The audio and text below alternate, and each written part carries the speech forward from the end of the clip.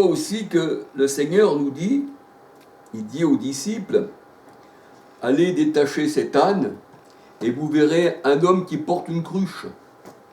Suivez-le ou dans la chambre haute, parce que c'est dans la chambre haute que se fait les mariages. C'est là qu'on reçoit l'Esprit. Et les disciples étaient dans la chambre haute, dans Acte 2, verset 1 à 38, ils reçurent l'Esprit, et ils furent scellés de l'Esprit. Et quand tu es scellé de l'Esprit, ça veut dire que tu ne fais plus qu'un avec le Seigneur. Or le Seigneur, c'est l'Esprit, 2 Corinthiens 3, 17, et la Bible dit, celui qui s'attache au Seigneur, 1 Corinthiens 6, 13 à 19, est avec lui un seul esprit. Et nous savons qu'il demeure en nous par l'Esprit, 1 Jean 4, 13, alléluia. Et là, on voit qu'il y a une femme qui se présente avec une cruche. Alléluia. Et on voit que la Samaritaine, elle, eh bien, elle laisse plutôt sa cruche. Parce qu'elle avait reçu l'eau d'en haut. Alléluia. C'est merveilleux. La Samaritaine avait laissé sa cruche aussi. Alléluia. Ça représentait sa personnalité, en fait.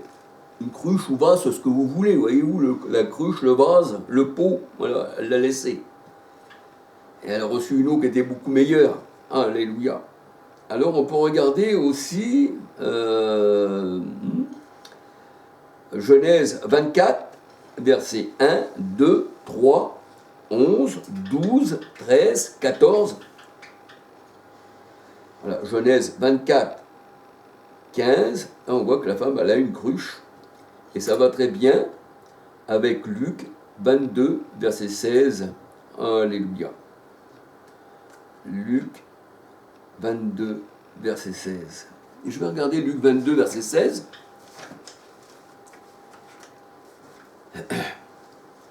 Luc 22, verset 16. Est-ce que c'est bien ça?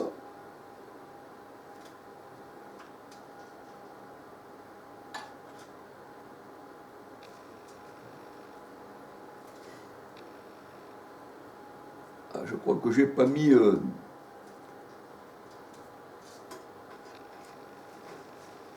On peut voir aussi que quand le Seigneur il prend une coupe, il dit voici la nouvelle coupe. Ça représente l'homme nouveau en fait. Alléluia. Ça représente la nouvelle alliance. Ça représente le peuple de Dieu.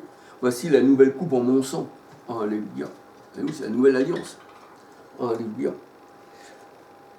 Alors...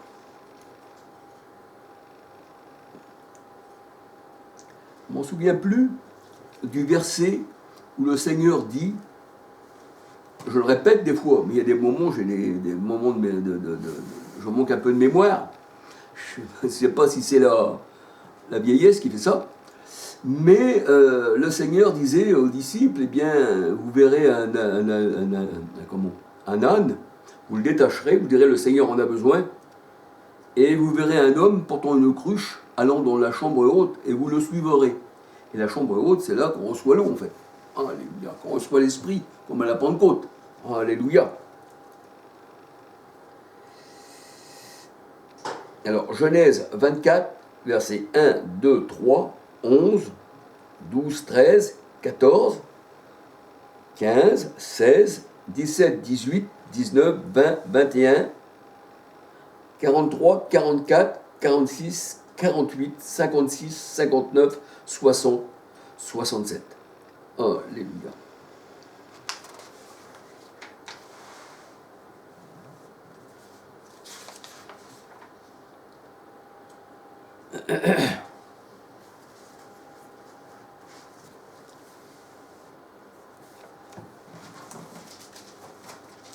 Que le Seigneur vous bénisse abondamment. Alléluia. Je vais regarder dans la parole du Seigneur.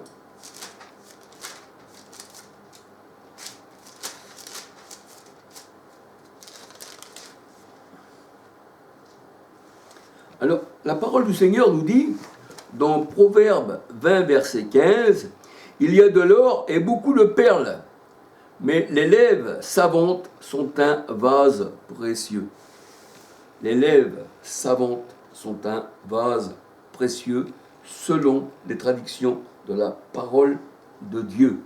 Alléluia. Alors la parole de Dieu nous dit que ceux qui portent les vases de l'Éternel ne doivent rien toucher d'impur. Apocalypse 18, verset 4. Les vases doivent être purifiés intérieurement. Ben oui. Purifiez-vous, vous qui portez les vases de l'Éternel. Ésaïe 52, verset 11, 12. Alléluia.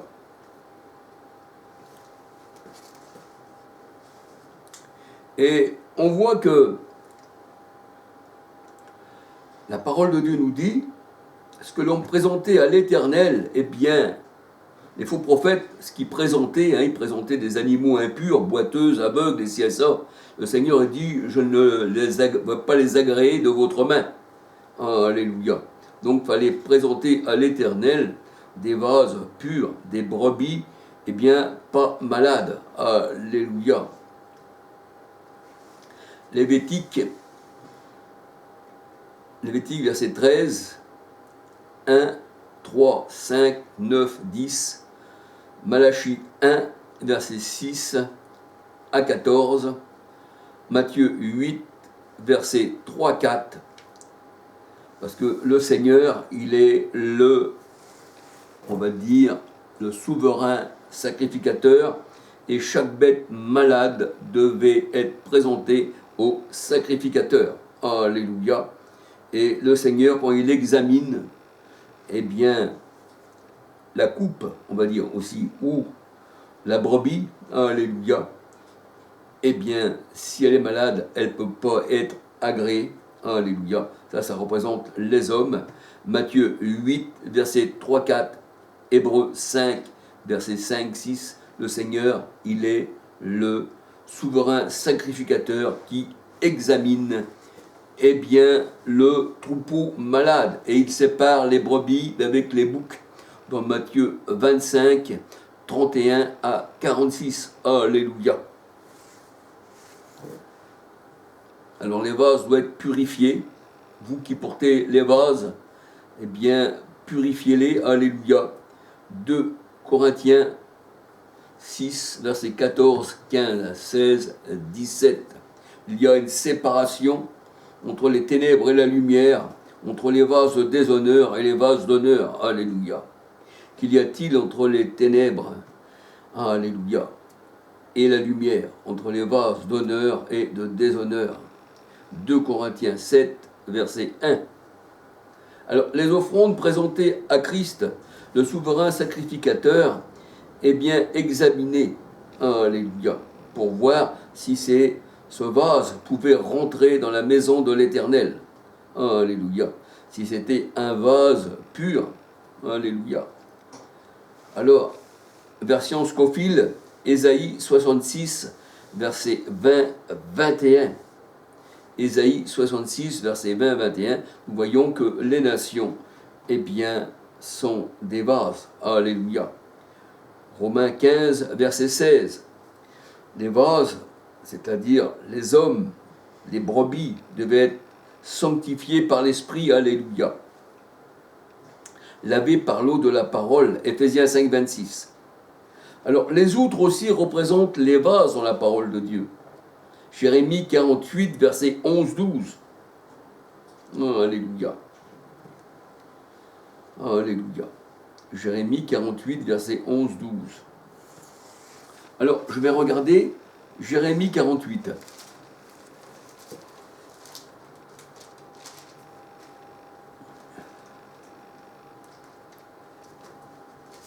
Alléluia. Que le Seigneur vous bénisse abondamment.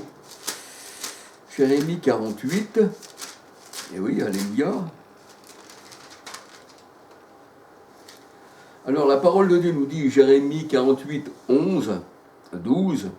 Moab était tranquille depuis sa jeunesse. Il se reposait sur sa lie.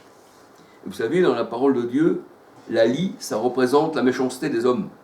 Ça représente ceux qui négligent l'Éternel, qui pensent par leurs propres pensées.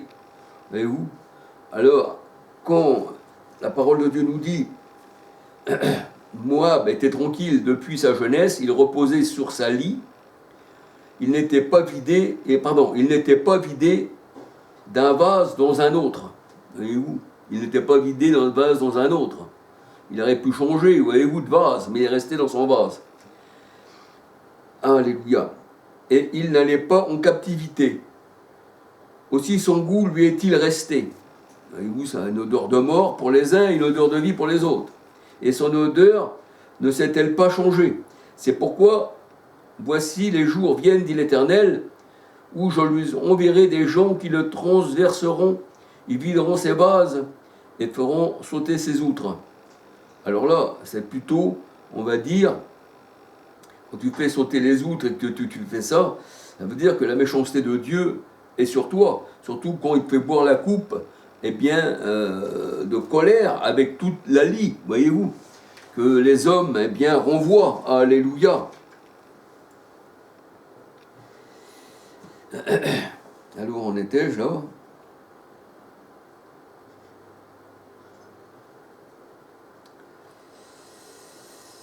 Alors, la lie représente, on peut regarder dans Sophonie 1, verset 12-13.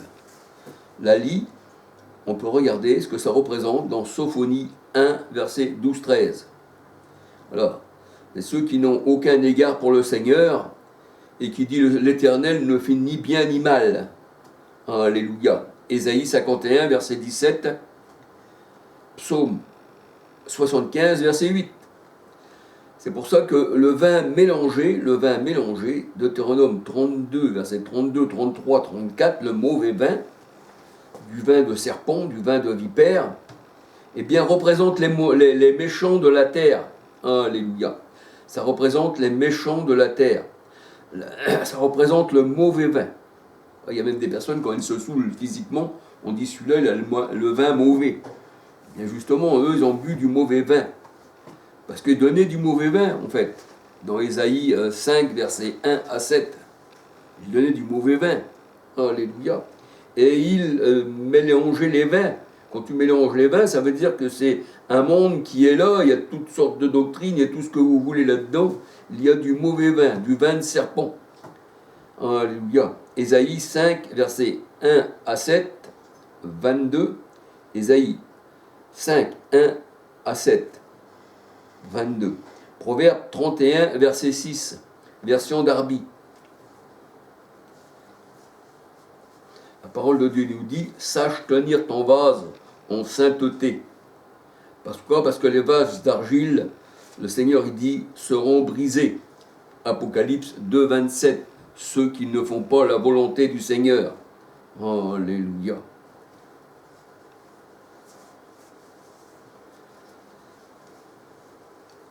Les vases doivent être saints. 1 Samuel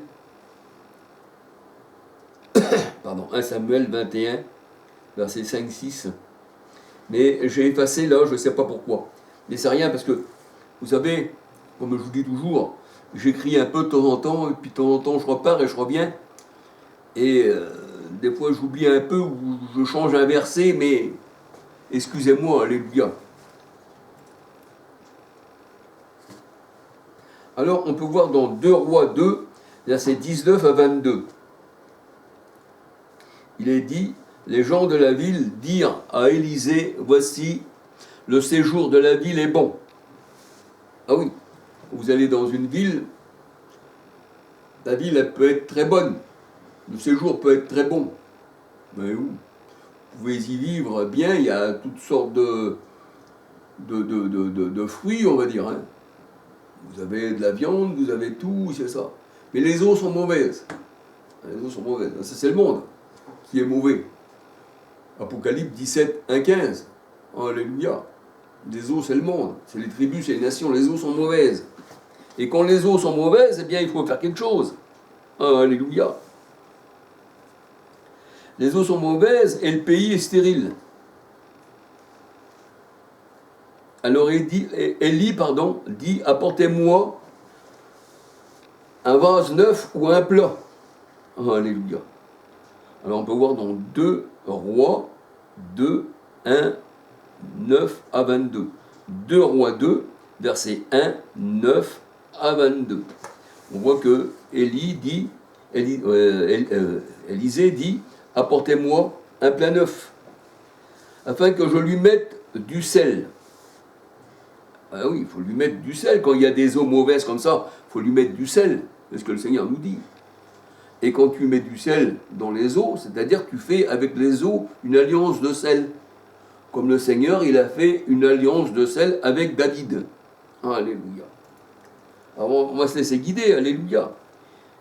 Et le sel aussi représente l'évangile, le sel que donne l'évangile. Et le Seigneur disait à ses disciples, vous êtes le sel de la terre, et si le sel perd sa saveur, avec quoi va-t-on saler? Avec quoi va-t-on assainir les eaux du monde, qui représentent le monde, les eaux méchantes?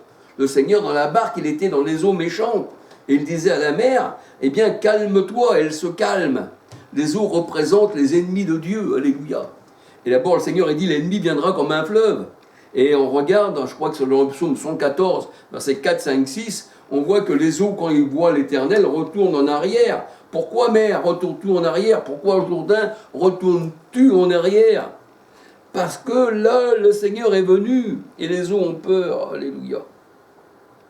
Mais les eaux d'en haut, c'est les eaux qui sont saines, alléluia. C'est les enfants de Dieu, alléluia. Alors, dans une offrande, on devait y mettre du sel. C'était une alliance de sel, alléluia. Pour ça, quand on demande un plat, il faut y mettre du sel, il faut assainir les eaux. Alléluia. Alors, on peut regarder, je vous ai donné plusieurs versets, mes frères et sœurs, alléluia, afin que vous puissiez voir dans la parole de Dieu.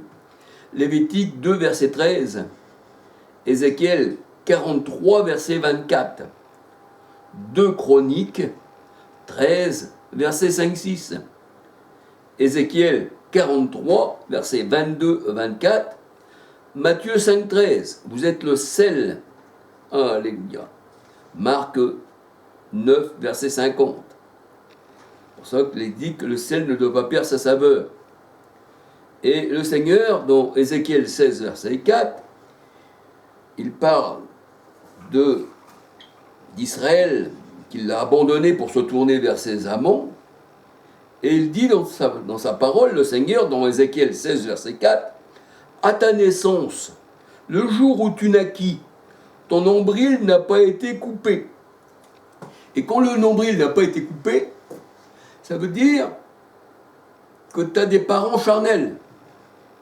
Voyez-vous, quand tu es né de Dieu, tu n'as pas de nombril, tu n'as pas de chair. Tu n'es pas relié au monde par le nombril à ta mère par la chair. Voyez-vous? Alléluia. Le nombril, eh bien, représente, on va dire, comme une alliance, comme un raccord, comme si tu étais rattaché encore, eh bien, au monde. Voyez-vous? On dit de père en fils, de fils en père, enfin tout ce que vous voulez, oui. Hein, les pères, les générations. Eh oui. Alléluia. Donc on regarde dans Ézéchiel 16, verset 3-4. « À ta naissance, le jour où tu naquis, ton nombril n'a pas été coupé. » Alléluia. Et tu n'as pas été lavé dans l'eau pour être nettoyé. Alléluia. Ézéchiel 22, 24. L'eau de purification n'est pas venue sur toi, alors tu es encore dans ton péché. Et tes prophètes, ce sont des loups, ce sont, eh bien, des lions. Alléluia. Dans Ézéchiel 22, 24. Et si on lit la suite, alléluia. Et la parole de Dieu nous dit, et tu ne fus pas frotté de sel. Donc s'il n'y a pas de sel, il n'y a pas d'alliance. Alléluia. Ézéchiel 16, verset 3-4.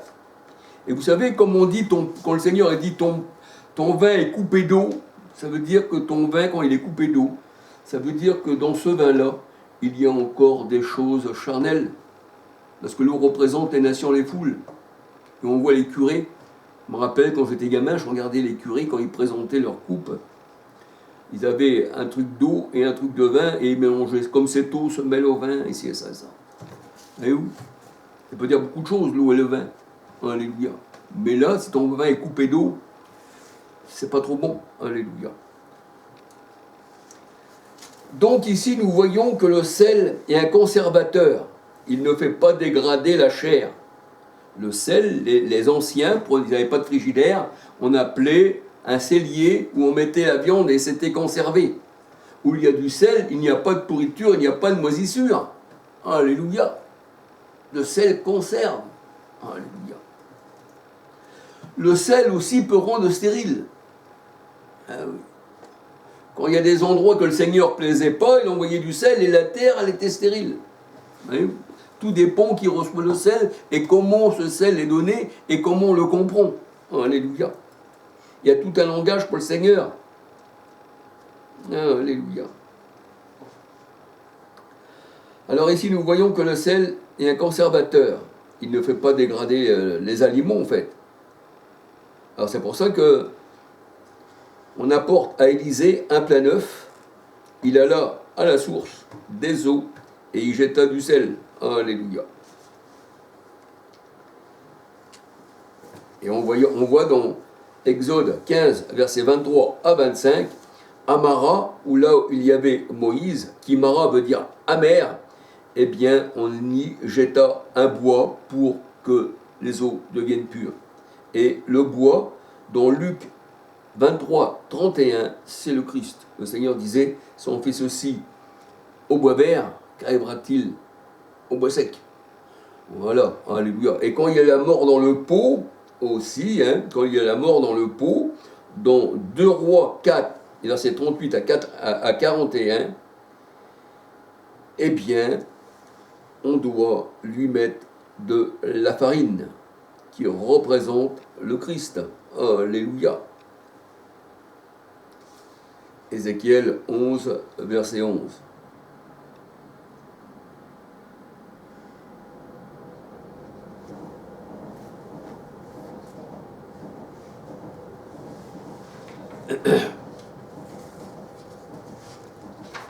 Alléluia. Alors, les animaux impurs, je vous ai dit que c'était les païens. Lévitique 11, verset 1 à 47. Alléluia. Ils ne pouvaient pas être offerts sur l'autel de l'Éternel. Malachie 1, verset 6 à 14. Lévitique 13, verset 1 à 59. Alléluia. Et regardez les chapitres suivants. Alléluia. C'est-à-dire les Lévitique 13, Lévitique 14, Lévitique 15, on parle de la purification. Quand on parle de la purification des animaux, on voit aussi la purification des hommes. Parce que les hommes, tant qu'ils n'ont pas l'Esprit du Seigneur, ce sont des bêtes, ce sont des animaux. C'est pour ça que Paul, dans 1 Corinthiens 15, verset 32, il dit « J'ai combattu les bêtes à Éphèse ». Et les bêtes, ce sont les rois, ce sont les poules, tout ce que vous voulez. Alléluia. C'est ce qui est écrit dans la parole de Dieu. Alors, mes frères et sœurs, je vous ai fait cette petite vidéo parce que je vais faire une autre vidéo. Et quand on comprend cette vidéo déjà, on peut mieux comprendre la vidéo que je vais faire par la suite des noces de Cana, où là où il y avait 6 jarres. Alléluia.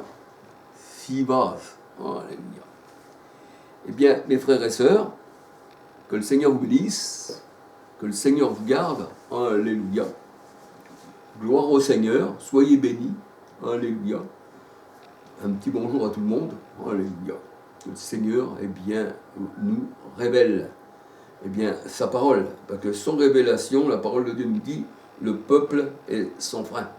Si nous pensons, si nous lisons la parole du Seigneur, et que nous ne prenons pas les Écritures pour les révélations, parce que le Seigneur, les Écritures sont des questions posées à nos cœurs, et les Écritures nous donnent les réponses, en plus. Voyez-vous, il ne faut pas chercher ailleurs. Dans la parole de Dieu, vous avez des paraboles. Le Seigneur, il parle en paraboles, en choses cachées depuis le commencement du monde, alléluia. Mais il dit à vous, il vous a été révélé. Donc ça veut dire que, quand on prend la parole de Dieu, c'est la parole même qui nous révèle qui est le Seigneur et qui nous révèle ses paraboles. Mais il révèle à ses enfants. Pour les autres, pour les vases de déshonneur, qui n'ont pas l'esprit du Seigneur, eh bien, il n'y a pas de révélation. Alléluia. Il n'y a pas de songe. Ce sont des songes menteurs. Alléluia. Donc on dit c'est des mensonges. C'est ce que j'ai dit dans ma dernière vidéo. Alléluia. Alors soyez bénis. Je vous donne un petit bonjour à tous. Soyez bénis du Seigneur. Alléluia. Gloire au Seigneur, alléluia.